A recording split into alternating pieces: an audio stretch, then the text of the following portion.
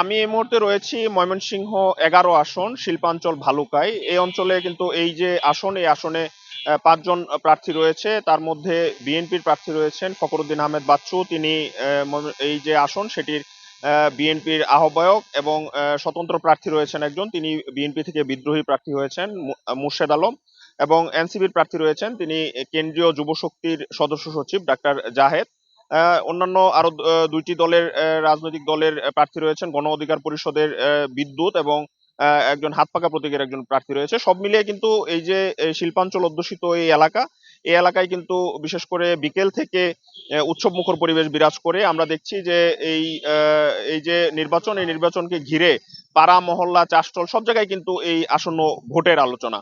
আমরা এই সাধারণ ভোটারদের সাথে কথা হয়েছে, তারা বলছেন যে আসলে এই যে আসন্ন ভোট, সেই ভোটে তারা যেন নির্বিঘ্নে ভোট দিতে পারে সেই প্রত্যাশা কিন্তু করছে। আইন শৃঙ্খলা বাহিনী যারা রয়েছে তারাও কিন্তু যথেষ্ট তৎপর। আমরা এখন এখানে যে কার্যক্রমটি চলছে সেটি একটু আপনাদেরকে দেখাতে চাই।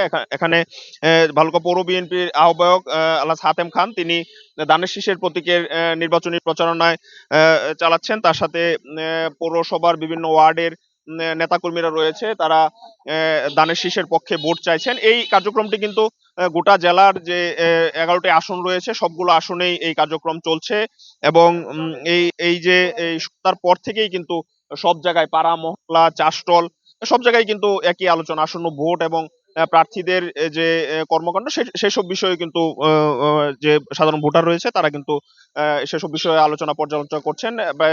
প্রার্থীদের পক্ষে যারা ভোট চাইছেন তারাও কিন্তু প্রার্থীদের যে নির্বাচনী ইশতেহার, সেই ইশতেহারের পক্ষে কাজ করছেন, এবং এই যে যারা প্রার্থী রয়েছেন সেই সব প্রার্থী এলাকায় যদি তিনি বিজয়ী হতে পারেন, তাহলে তিনি কি উন্নয়ন করবেন এবং এলাকার মানুষের জন্য কতটুকু কাজ করবেন সেসব প্রতিশ্রুতি কিন্তু নেতাকর্মীরা এই প্রার্থীর পক্ষে মানুষের দ্বারে দ্বারে পৌঁছে দিচ্ছে। আমরা এই যে এই আসনের যে এই জেলার যে আইন শৃঙ্খলা বাহিনী রয়েছে, আইন শৃঙ্খলা পরিস্থিতি কিন্তু এই পর্যায়ে স্বাভাবিক রয়েছে। আমরা জেনেছি বিচ্ছিন্ন কিছু ঘটনা ছাড়া এই আসন এই ময়মনসিংহ জেলায় কিন্তু তেমন অপ্রীতিকর কোনো ঘটনা ঘটেনি। তো সাধারণ মানুষ প্রত্যাশা করছে যে আসন্ন যে ভোট সেটি অত্যন্ত সুন্দর এবং সুশৃঙ্খল ভাবে উৎসব মুখর পরিবেশে সবাই দিতে পারবেন, এমনটি কিন্তু প্রত্যাশা করছেন। ময়মনসিংহ থেকে এই ছিল আমার কাছে ভোটের প্রচারণার সবশেষ খবরাখবর।